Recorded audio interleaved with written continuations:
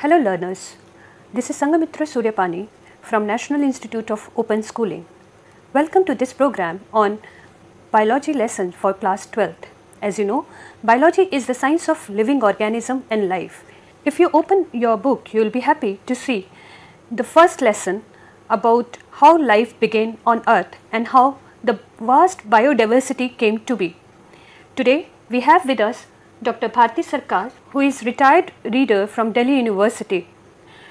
Welcome ma'am to our studio. I would like to ask one question. How life originated on Earth? It is now a very well-known fact that Earth came into existence way back 4.5 billion years ago as part of our solar system. And so the Earth came into existence 4.5 billion years ago, and life first originated 3.5 billion years ago. This picture on the monitor shows what the primitive atmosphere was like on Earth. You can see here that everything is in the gaseous state. You can see hydrogen, you can see carbon dioxide, ammonia, methane, but absolutely no oxygen whatsoever. This is because it was very hot and the atmosphere was reducing. You can also see some lightning, which was really the source of energy. Then what happened?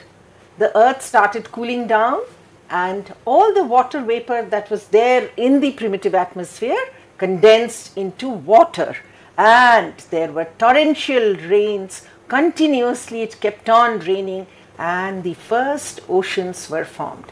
It is in these oceans that the molecules of life first appeared. These molecules actually were washed down with water and came into the oceans. They came into combination, they combined to form certain molecules like amino acids, sugars, nitrogenous bases, nucleotides, and that is why the theory for the origin of life is called the chemosynthetic theory of origin of life. But learners, you know very well that in science, unless there is evidence for a theory, no theory can be accepted. So people began to look for evidence, and this evidence was found in the rocks which were 3.5 billion years ago.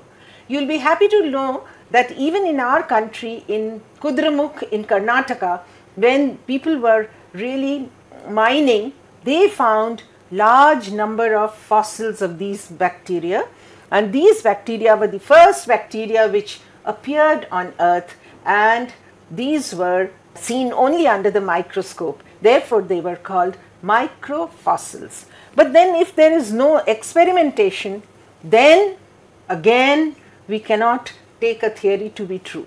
An experiment which was devised by Urey and Miller, what they did was they took all the primitive gases, or rather the gases found in the primitive atmosphere, and they passed electricity. You can see the electrodes there, and then they collected as fractions the products of combination of these chemical compounds. And lo and behold, they were so happy to see that there were molecules which could give rise to the first molecules of life, or the biomolecules, such as amino acids, sugars, nucleotides, bases, etc. So once they became certain of the origin of life, then it was for the first 2 billion years ago, there were only bacteria on Earth. There were many kinds of bacteria, and some of them were like the chloroplasts of today that you find in cells of living plants, and also some were like the mitochondria. Now those which were like the chloroplasts could trap solar energy and photosynthesize, and therefore we find in the leaves of today the chloroplasts, which are now known to have been bacteria once upon a time, which entered into a combination with other cells. So once photosynthesis took place, the whole atmosphere got filled with oxygen, and once oxygen was there in the atmosphere, there was really no looking back. From bacteria, the protists came into being. From protists, there were other multicellular organisms like the fungi, like the many different kinds of plants, many different animals, etc. Now therefore, it became well known that all this biodiversity came to be through organic evolution. A picture which shows the different kinds of organisms that find on earth. On the left you can see the fossil ancestors of all insects, scorpions, etc. Now all this biodiversity is a product of evolution. We have to first understand that. Since then, ma'am, I think that around 10 to 15 million living beings are still living on earth. It is well known that on earth probably there have evolved some 10 to 15 million different kinds of species. But scientists have not been able to identify all of them. Some have become extinct, some are still living, but only about 2 million species have been identified, studied, and even given scientific names. But ma'am, what is the evidence that supports the existence due to evolution? That's right, that's a good question. Now actually without evidence no science can be accepted, and there has been many different kinds of evidence for evolution. You can see pictures of some limbs. These are limbs of different vertebrates, and as you can see they are for different purposes. Like for example, that of the bat is for flying, that of the mole is for digging the ground, that of the horse is for running fast, and that of man is for holding things. But do you notice something? There is a basic similarity in the structure of all these various limbs of the vertebrates. This clearly shows that they must have had common ancestors, and that's an evidence for evolution. Now in this slide you can see some embryos of different kinds of vertebrates. Look at them, see how similar they are. Again, that's an evidence for evolution to have taken place. In another slide you can see the biogeographical evidence. What does this mean? This shows that once upon a time probably the earth had just one landmass called Pangaea, and all organisms that evolved were on Pangaea. They were not so many as we see today. Slowly Pangaea broke into two, Gondwana and Laurasia, and Laurasia and Gondwana further broke up, and we find the different continents we see today.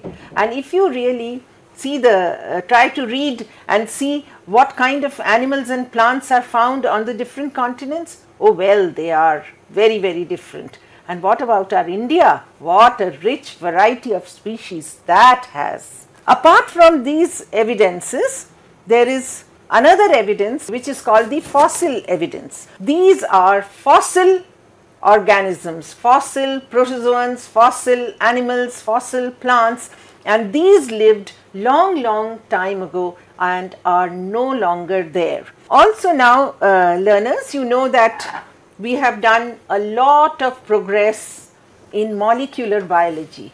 We now know about the molecules of living organisms. You will be absolutely convinced that there has been evolution and all organisms have come into existence through evolution. See for example, the hereditary material of all organisms is DNA. We have some RNA viruses, but then viruses are not living beings yet. Then DNA is present in chromosomes in all organisms. The same 4 bases are found in DNA of all organisms. But learners, I must tell you that biology is a science of exception, and there are exceptions to these. But then you also know that exceptions prove the rule. And you can see that there are the same 22 amino acids which make proteins of living organisms, and the same enzymes which are there in all organisms. Aren't you now convinced that all biodiversity has come about through evolution? Okay, so now this biodiversity has come through evolution, but who actually was the founder of this evolution? You can see the picture of a grand old man who was a naturalist from his childhood, and he is Charles Darwin, a very, very great scientist of the 19th century. I remember that in 2009, Charles Darwin's 200th birthday was celebrated all over the world. That's right, his bicentenary was celebrated. I think he gave the theory of natural selection. Ma'am, can you please explain what is natural selection? Charles Darwin actually had two major contributions which explained the idea of organic evolution. The first contribution was that all organisms are related through ancestry, and the second contribution was the mechanism of evolution, which was natural selection. In fact, many scientists had been trying to find out a mechanism by which evolution had taken place, but Charles Darwin's idea of natural selection is still the only mechanism that is accepted even today. So his theory has really stood the test of time. Now you can see that evolution really takes place through the interaction of certain forces that act in nature. One of them is variation. Second one is the mechanism that I just told you about, and this mechanism was given by Charles Darwin. It's called natural selection. The third elemental force which is required for evolution to take place is isolation, and then new species are formed, and formation of new species really in simple words means evolution of new species. If you see the next slide now, you can see the process of evolution diagrammatically represented. See, evolution actually takes place in a population. In other words, it's the population which evolves. Darwin really thought of this idea so many years ago when nothing about genetics was known, and he thought that evolution was at the level of the individual. But later, many other scientists, they found that it's not the individual which evolves, but it's the population which evolves. So you can see that every population has its own gene pool. What does a gene pool mean? It means all the different kinds of genes that are found in individuals belonging to a population. In the gene pool, variation arises. If you remember, I told you that one of the elemental forces of evolution is variation. And what is this variation? Variation simply means variety, new kinds of genes can be seen. And on this variation, natural selection acts, and then natural selection selects those genes which help the possessor to best adapt to its environment. And then natural selection then brings about greater reproduction of those genes which are equipped for better adaptation to the environment. Ma'am, what is variation? Variation, you can see that variation can occur through four processes, two of which are given here. And of course, coming in of new genes in a population takes place through mutation. Mutation is a sudden change in the gene, and the gene over generations then absolutely repeats itself with utmost fidelity. Now you can see that there are white hogs, their coat color is white, but suddenly due to change in genes, a black hog appears, and then all the offspring, all the children of this black hog are black. So what has happened in the gene pool? A new gene for black colored coat has arisen, and that keeps on multiplying over generations. Another method is recombination. You just saw the picture of these 5 little birds whose parents are the same, and yet they differ in their tail size, in their beak size. Now in sexually reproducing organisms, which most of the organisms are, parents' genes assort and combine differently. That's why learners, if a couple has 5 children, all 5 children are different. Now apart from mutation and recombination, there are other methods of variation, other sources of variation like gene flow and genetic drift. Now once there is some kind of variation by any of these sources in the population, then natural selection comes to act, and natural selection will then select the genes which are best for living in that environment. It is a very, very good example of natural selection. on your left, you can see some moths. Now, in the British Isles, before the Industrial Revolution, all houses were covered by kinds of plants called lichens. And can you see those white moths with speckled wings? They could easily hide among those lichens, not to be seen by the birds which could eat them. Once in a while, a black moth would appear because of mutation, and the bird would easily see it and just eat it up, so that in the next generation there were no black moths. But slowly what happened, due to Industrial Revolution, the whole place got covered with soot and became black. Now if you see the second part of the slide, the lower part, you can see that on that black background, the white moth which was originally there became very conspicuous, and birds could easily see them and eat them up. So there was a large number of black moths that can then be seen. Now this is how variation and natural selection interact. The variation comes through mutation or recombination. Here it is through mutation, and natural selection acts through the predator, which is the bird. Now apart from variation and natural selection, there is isolation. This slide of course shows that evolution really leads to adaptation. So the best genes are selected by natural selection, so organisms can adapt themselves. You can easily see the leaf hopper, which is green in color and hides among the leaves, not to be seen by the birds which eat it. You can see that little fish which hides in the rocks found in water, and so on. So evolution really results in adaptation. Now apart from natural selection and variation, you can see the third elemental force is isolation.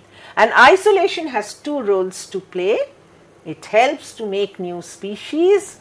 On the top picture, you can see two kinds of rats. They are from the same population, but now they are far removed from each other, and variations will be different, and natural selection will choose different variations. So ultimately they can become two different species. Also, isolation helps to keep the species distinct from each other. Here on the monitor there is a picture of a mule. The mule, as you all know, learners, has mare as its mother. The horse, the female horse, is called the mare in English, and it has the female horse mother and the male donkey as father. Now if this were to be able to reproduce, it would form a new species, but then nature takes care to see that it does not reproduce and genes don't get mixed up. If you see the next slide now, that there are two different squirrels and these had the same ancestors, how different they have become through variation and natural selection, and you can easily see that. Thanks for the information, ma'am. So learners, now you must have understood that the first living being evolved from biomolecules. Once there was oxygen on earth, the different kind of living organism evolved through organic evolution. The Charles Darwin was the father of evolution. For evolution to take place, variation, natural selection, isolation, speciation are the forces which are required. This was the first part of the chapter. Thanks for joining us, ma'am. Thank you.